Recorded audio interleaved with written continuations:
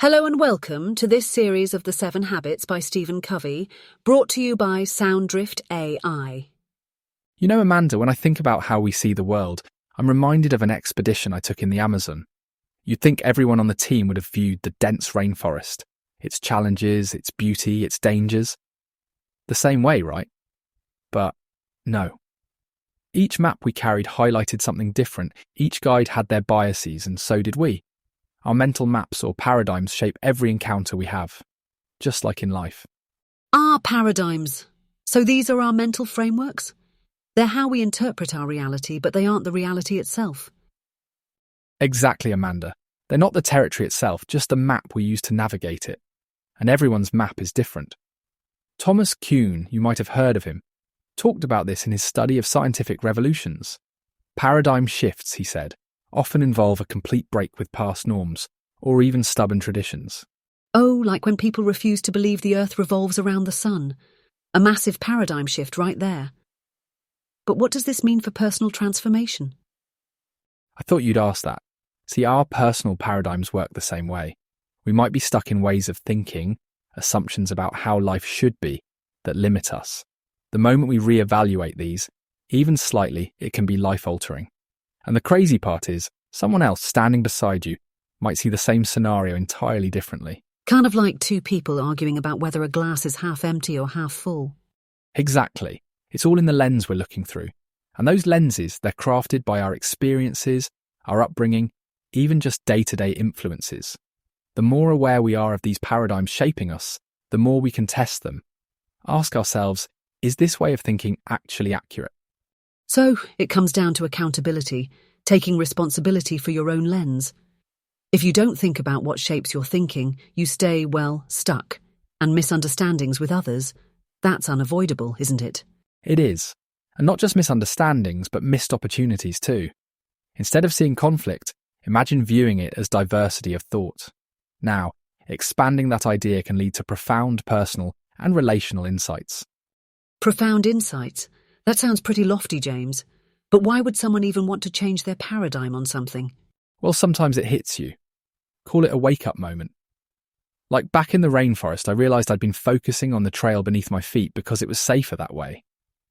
But looking up, it revealed a stunning ecosystem I'd been missing out on. Paradigm shifts aren't just about survival, they're about seeing more of what life truly has to offer. And that's all very inspiring, James.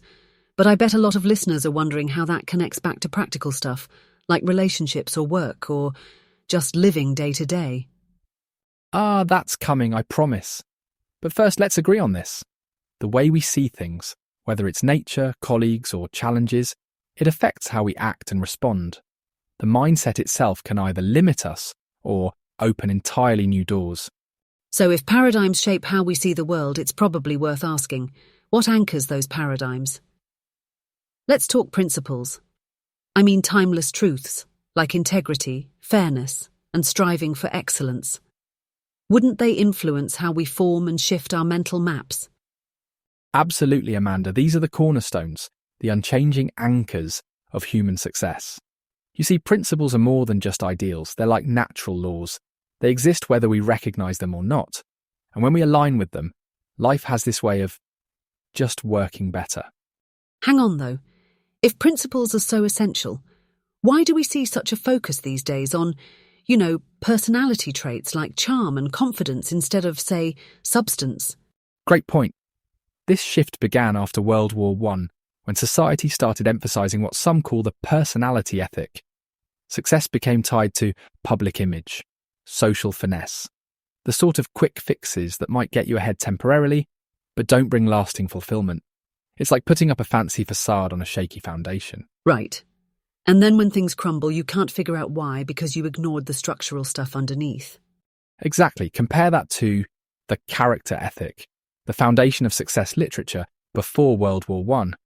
It was all about virtues like humility, integrity, and fidelity. Building a solid core. Okay, but James, these character virtues aren't exactly new ideas, are they? Weren't they what great historical figures relied on, even before people wrote books about success? Oh, very much so. Think of someone like Martin Luther King Jr., a man who, despite immense societal pressure, stood unwavering in his commitment to principles like fairness and human dignity. What made his impact so profound wasn't just his eloquence, but his deep alignment with ethical values. And the thing is, people trusted him.